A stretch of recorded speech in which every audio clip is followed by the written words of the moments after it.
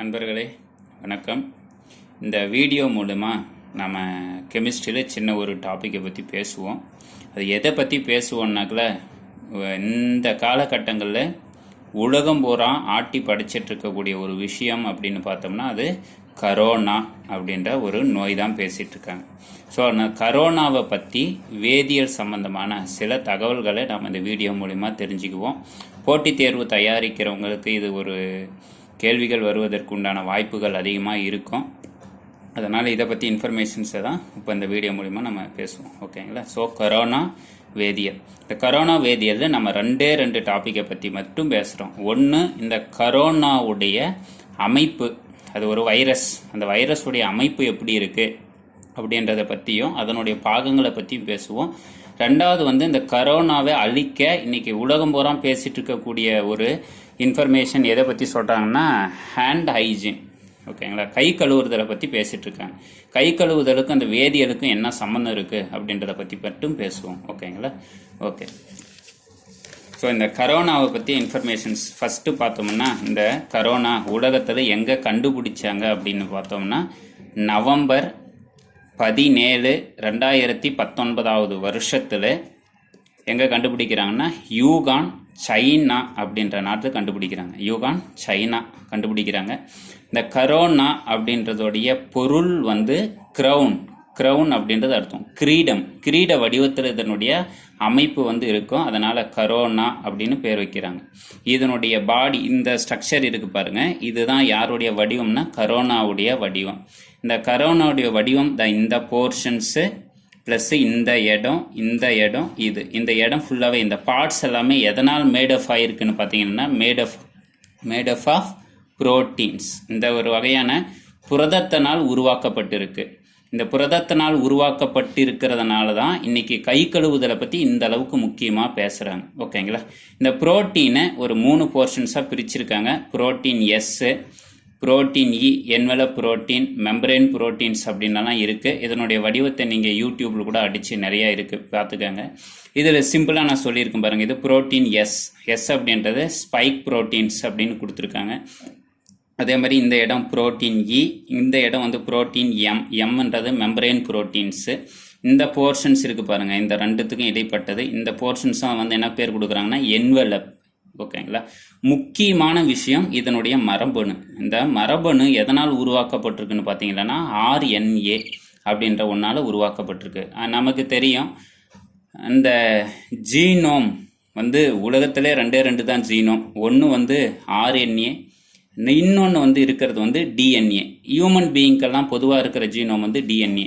இது தாவரங்கள், சில வைரஸ்களுக்கெல்லாம் இருக்கக்கூடியது RNA இருக்குது. அதில் இதுக்கு ஒரு ஷார்ட் ஃபார்ம் சொல்கிறாங்க, COVID-19 அப்படின்றது உலகம் பூரா பேசிகிட்டு இருக்கக்கூடிய டேர்மு. என்ன இது COVID-19 அப்படின்னா, இந்த அப்படின்ற டேர்மு எங்கேருந்து வருது அப்படின்னா கரோனா அப்படின்றதுலேருந்து டெரைவ் பண்ணுறாங்க. வி அப்படின்றது, இந்த ஐன்றதும் எங்கேருந்தாக்கில் வைரஸில் இருந்து டெரைவ் பண்ணுறாங்க. இந்த டின்றது டிசீஸ். எந்த வருஷம் உருவாக்கப்பட்டதுக்கு எந்த வருஷம் இது உருவாகிருக்கு அப்படின்னாக்கில் 2019, அதனால் 19 அப்படின்னு பேர் கொடுக்குறாங்க. ஸோ இதுதான் இந்த கரோனா பற்றிய பேசிக் இன்ஃபர்மேஷன். இதில் நாம் தெரிஞ்சிக்க வேண்டியது இந்த RNAவை பற்றி சில விஷயங்கள் தெரியணும். இந்த RNAவுடைய ஸ்ட்ரக்சர் அப்படின்றது ஃபெமிலியராக தெரிஞ்சிருக்கும். ரிபோ நியூக்ளிக் ஆசிட்ஸ் அப்படின்னு சொல்கிறாங்க. இந்த ரிபோ நியூக்ளிக் ஆசிட்ஸ்ன்றது என்ன சார், அது எங்கேருந்து உருவாக்கப்பட்டிருக்கு அப்படின்னு பார்த்தீங்கன்னா, இந்த ரிபோ நியூக்ளிக் ஆசிட்ஸ் அப்படின்றதோடைய ஷார்ட் ஃபார்ம் தான் RNA. இது பார்த்தீங்கன்னா ஒரு சிங்கிள் ஸ்டாண்ட் RNA பார்த்தீங்கன்னா அந்த ஒற்றை சுருள் தான் இருக்கும். நமக்கு டிஎன்ஏவில் டபுள் ஹெலிக்ஸ், இரட்டை சுருள் மாதிரி அப்படின்னு சொல்லுவோம். இந்த RNA முக்கியமாக யாரால் உருவாக்கப்பட்டிருக்குன்னு பார்த்தீங்கன்னா மேட் ஆஃப் ரிபோ நியூக்ளியோடைட்ஸ். இந்த நியூக்ளியோடைடு அப்படின்ற வேர்டை பார்த்து வச்சுக்கோங்க, நியூக்ளியோடைட்ஸ். இந்த நியூக்ளியோடைடுன்னா என்ன சார் அப்படின்னு பார்த்தீங்கன்னா, நியூக்ளியோசைடுன்னு ஒன்று இருக்குது, இன்னொன்று நியூக்ளியோடைடுன்னு இருக்குது. நமக்கு டிஎன்ஏ RNA ரெண்டுமே எதனால் உருவாக்கப்பட்டிருக்குன்னா இந்த நியூக்ளியோடைட்ஸால் உருவாக்கப்பட்டிருக்கும். இந்த நியூக்ளியோடைட்ஸ்ன்றது 3 போர்ஷன்ஸ் சேர்ந்துருக்கு. யார் சேர்ந்துருக்காங்கன்னா, ஒன்று இந்த பென்டோ சுகர், ஒரு 5 வடிவ சர்க்கரை இருக்கும். கூடவே நைட்ரஜன் பேஸ் இருக்கும், நைட்ரஜன்ஸ் பேஸ் இருக்கும். தேர்டு வந்து பாஸ்பேட் குரூப். இந்த மூன்றும் சேர்ந்திருந்தா அதுக்கு பேர் என்ன சொல்றாங்கன்னா nucleotides. Pento sugar, nitrogen base, phosphate group, இது மூணு சேர்ந்ததுக்கு பேர் வந்து நியூக்ளியோடைட்ஸ் அப்படின்னு பேர் கொடுக்குறாங்க.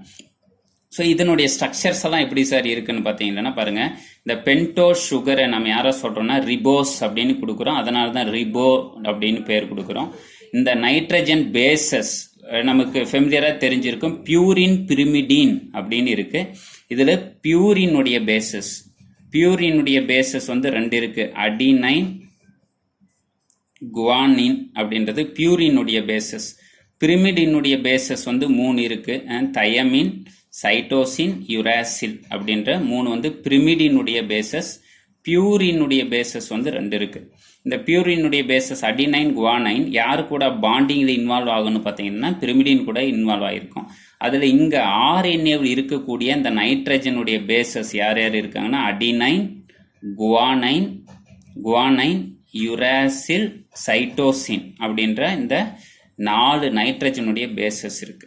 இது பாஸ்பேட் குரூப். நார்மலாக வந்து பாஸ்போரிக் ஆசிட்ஸ் சொல்லுவாங்க. பாஸ்போரிக் ஆசிட்ஸ்க்கு ஃபார்முலா H3PO4. இந்த பாஸ்போரிக் ஆசிட் யாராக கன்வெர்ட் ஆகுனா ஹைட்ரஜனை ரீப்ளேஸ் பண்ணிட்டு பாஸ்பேட் PO4 3- பாஸ்பேட் குரூப்பாக மாறும். இந்த பாஸ்பேட் குரூப் தான் நமக்கு இங்கே இன்வால்வ் ஆகிருக்கும். இதனுடைய ஸ்ட்ரக்சர், அதாவது இந்த RNA உடைய வடிவம் எப்படி இருக்குன்னு பார்த்தீங்கன்னா இதுதான் RNA உடைய வடிவம். இதுதான் பென்டோ சுகர். இந்த பென்டோ சுகர்ல இந்த first carbon, second carbon, third, fourth, 5 carbon இருக்கிறதுனால அதுக்கு பேர் வந்து பென்டோஸ் அப்படின்னு கொடுக்குறாங்க. கூடவே இந்த ஃபர்ஸ்ட் குரூப்ல பாருங்க, இந்த OH இருக்கு பாருங்க, இந்த OH குரூப்பை ரீப்ளேஸ் பண்ணிட்டு அதுக்கு பதிலாக யார் வந்து அட்டாக் ஆகும்னா இந்த நைட்ரஜனுடைய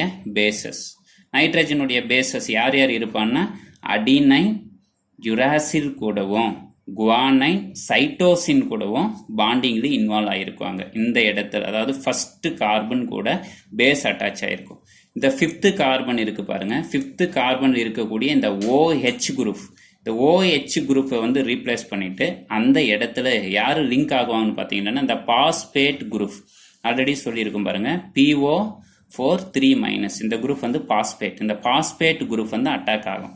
இந்த லிங்கேஜ் 3 சேர்ந்ததுக்கு பேர் வந்து நியூக்ளியோடைடு. இந்த நியூக்ளியோடைடுக்கு தான் நம்ம என்ன பேர் கொடுக்குறோம் அப்படின்னு பார்த்தீங்கன்னா RNA. அந்த RNA தான் பாருங்க இங்க இருக்கு பாருங்க, இந்த உள்ள இருக்கக்கூடிய போர்ஷன்ஸ் அப்படின்னு சொல்றோம். இதுல ஹியூமன் பீயிங்க்கும் அதாவது டிஎன்ஏவுக்கும் RNAவுக்கும் பெரிய வித்தியாசம் ஒண்ணுமே கிடையாது. பாருங்க இந்த செகண்ட் பொசிஷன், இந்த டார்க் பண்ணியிருக்கு பாருங்க, இந்த இடத்துல இருக்கக்கூடிய இந்த OHல இந்த O குரூப் மட்டும் ரீப்ளேஸ் ஆயிரும். ரீப்ளேஸ் ஆச்சு அப்படின்னா அதுக்கு பேர் வந்து டிஎன்ஏவா மாறும். டிஎன்ஏனாக்குல டிஆக்சி ரிபோ நியூக்ளிக் ஆசிட், அதாவது ஆக்சி குரூப் வந்து ரிமூவ் ஆயிருச்சு அப்படின்னு அர்த்தம். அதே மாதிரி பார்த்தீங்கன்னா இந்த நைட்ரஜனுடைய பேசஸ், இந்த யுராசில் இருக்கு பாருங்க, இந்த யுராசிலுக்கு பதிலாக யார் இருப்பாங்கன்னா தயமின் இருக்கும்.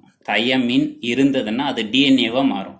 ஸோ இதுதான் மனிதர்களுக்கும் இந்த கரோனா வைரஸில் இருக்கக்கூடிய RNAவுக்கும் உண்டான ஒரு இன்ஃபர்மேஷன்ஸ். ஸோ இது RNA ப்ளஸ் கரோனாவை பற்றிய இன்ஃபர்மேஷன்ஸை பற்றி பேசணும். இப்போ அடுத்தது ஏன் கை கழுவு சொல்கிறாங்க அப்படின்னா முக்கியமாக இந்த புரோட்டீனை பற்றிய இன்ஃபர்மேஷன்ஸை தான் கை கழுவுறதுக்கு ரீசன். அதை பற்றி நம்ம பேசுவோம்.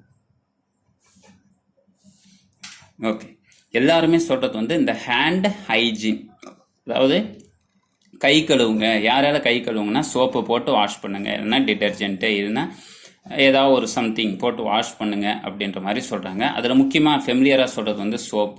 இந்த சோப்பை பற்றி நம்ம பேசணும் அப்படின்னாக்கல இந்த சர்ஃபேஸ் கெமிஸ்ட்ரி, அதாவது புறப்பரப்பு வேதியியல் அப்படின்னு சொல்லுவாங்க. சர்ஃபேஸ் கெமிஸ்ட்ரியை பற்றி பேசணும்.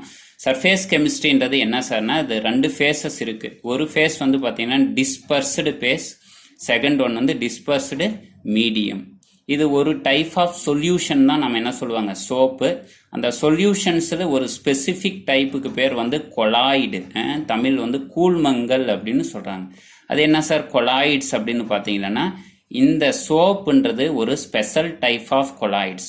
அந்த சோப்புக்கு என்ன பேர் கொடுக்குறாங்கன்னா மிசைல்ஸ் அப்படின்னு பேர் கொடுக்குறாங்க. ஓகேங்களா, இந்த மிசைல்ஸில் முக்கியமானது யார் யார் இருக்காங்கன்னா, இந்த டிஸ்பர்ஸ்டு ஃபேஸாக ஒரு சாலிட் இருக்கும், அதாவது ஒரு திடப்பொருள் இருக்கும்.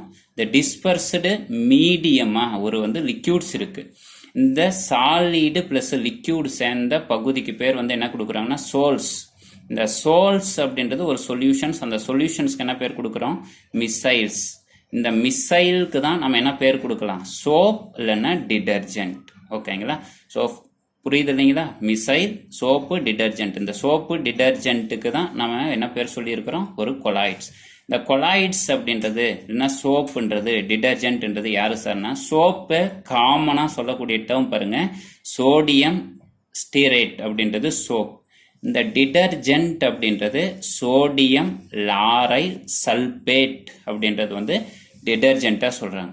இந்த சோப் இருக்கு பாருங்க, சோடியம் ஸ்டீரேட், இதனுடைய வேதியியல் வாய்ப்பாடு C17H35COONA. இது சோப். இந்த சோப்பை நீங்கள் வாட்டரில் போட்டு வாஷ் பண்ணுவீங்க. நமக்கு தெரியும் வாட்டருடைய ஃபார்முலா H2O. இந்த வாட்டரில் போட்டு வாஷ் பண்ணும் பொழுது இந்த சோப்பில் இருக்கக்கூடிய சோடியம் Na+ அயனியாக பிரியும். இந்த CHOO- அயனியாக மாறும். பாருங்க, இது மாதிரி அயனியாக பிரியும். இந்த அயனியா பிரிஞ்ச உடனே இந்த பகுதி இருக்கு பாருங்க, இந்த மைனஸ் பகுதி அது லயோஃபிலிக் எண்ட் அப்படின்னு பேர் கொடுப்பாங்க. லயோஃபிலிக் எண்டா நீரை விரும்பக்கூடிய பகுதி. இந்த C17H15 இருக்கு பாருங்க, இந்த பகுதி லயோஃபோபிக் எண்ட் அப்படின்னு சொல்லுவாங்க. அதாவது நீரை வெறுக்கக்கூடிய பகுதி. இந்த நீரை வெறுக்கக்கூடிய பகுதியா செயல்படக்கூடியது யாரெல்லாம் விரும்பும் அப்படின்னு பார்த்தீங்கன்னா, எவ்வளோ நேரம் வரைக்கும் பேசணும் இல்லைங்களா? புரோட்டீன் என்ற மாவு பருள்கள் எல்லாம் விரும்பும், கிரீஸ் எல்லாம் விரும்பும். அதாவது நீரை எதெல்லாம் லைக் பண்ணலையோ அது எல்லாமே இந்த லயோஃபோபிக் லைக் பண்ணும். நீரை லைக் பண்ணக்கூடிய எண்டா யாரா இருக்குன்னா இந்த லயோஃபிலிக் எண்டு செயல்படும். இப்போ நமக்கு இந்த கரோனா வைரஸ் உடைய பாகம் யாரால் உருவாக்கப்பட்டிருக்குன்னா புரோட்டீன். இந்த புரோட்டீனுக்கு மேலே இப்போ நம்ம யாரை போட்டு வாஷ் பண்ண போகிறோம்? இந்த சோப்பில் 2 பகுதி இருக்குது. ஒன்று லயோஃபிலிக்கு, இன்னொன்று லயோஃபோபிக். ஓகேங்களா? அந்த பகுதி இங்கே இருக்கு பாருங்க, இந்த புரோட்டீனுடைய இந்த என்வலப் பகுதியை நம்ம கையில் போட்டு நல்லா தேய்க்கும் பொழுது இந்த புரோட்டீனுடைய பகுதி கொஞ்சம் கொஞ்சமாக சிதைவடைஞ்ச உடனே இதனுடைய, அதாவது இந்த வைரஸுடைய ஆயுட்காலம் உடனடியாக முடிந்துடும். அதனுடைய பகுதியில் வெறும் யார் மட்டும்தான் இருப்பாங்கன்னா RNA மட்டும்தான் இருக்கு. அதனால உயிர் வாழ முடியாது. எதனால் அப்படின்னு சொல்றேன், இந்த புரோட்டீனுடைய இந்த என்வலப் பகுதி ஃபுல்லாகவே பிரேக் ஆகும். இந்த பகுதி ஃபுல்லாக பிரேக் ஆயிருச்சு அப்படின்னா வைரஸ் தன்னுடைய உயிர் தன்மையை இழந்துடும். அப்படி இழந்தது அப்படின்னதுனால அது உயிரோட வாழ முடியாது. அந்த ஒரு ரீசன்னால தான் எதை போட்டு வாஷ் பண்ண சொல்கிறாங்கன்னா, நமக்கு சோப்பு போட்டு வாஷ் பண்ண சொல்கிறாங்க அப்படின்றதுக்கு மீனிங். முக்கியமானது இந்த 2 பகுதி, லயோஃபோபிக்கு, லயோஃபிலிக்கு. இதே மாதிரி தான் நம்ம யூஸ் பண்ணக்கூடிய டிடர்ஜென்ட். நான் பாருங்கள், நம்ம யூஸ் பண்ணக்கூடிய டிடர்ஜென்ட் அப்படின்றது சோடியம் லாரைல் சல்ஃபேட். இதுவும் நீங்கள் வாட்டரில் போட்டு வாஷ் பண்ணிங்கன்னா பாருங்கள், இந்த SOO- மாறும், இந்த Na+ மாறும். இந்த பகுதி நீரை விரும்பும், லைக் பண்ணும், லயோஃபிலிக்காக மாறும். இந்த பகுதி இருக்கு பாருங்க, இந்த பகுதி லயோஃபோபிக். ஓகேங்களா? நீரை வெறுக்கும். ஆனால் நீர் இல்லாமல் மற்ற பொருட்கள் நம்ம ட்ரெஸ்ஸிலையோ அல்லது நம்ம கைகளிலோ ஏதாவது கிருமிகள் இருந்ததுன்னா அந்த கிருமிகளை இது லைக் பண்ணும். அதனால நம்ம உடல் பகுதியில் இருக்கக்கூடிய கிருமிகள் அழிவதற்கு நம்ம சோப்பை பயன்படுத்த காரணம். ஓகேங்களா? எல்லாரும் சொல்றது மினிமம் ஒரு 20 செகண்டாவது நம்ம என்ன பண்ணிட்டு இருக்கணும், ஹேண்டை வாஷ் பண்ணிட்டே இருக்கணும் அப்படின்னு சொல்றாங்க. அந்த 20 செகண்டில் இந்த ப்ராசஸ், இந்த வேதி வினைகள் எல்லாமே நம்ம கண்ணுக்கு தெரியாமலே நடந்துடும். ஓகேங்களா?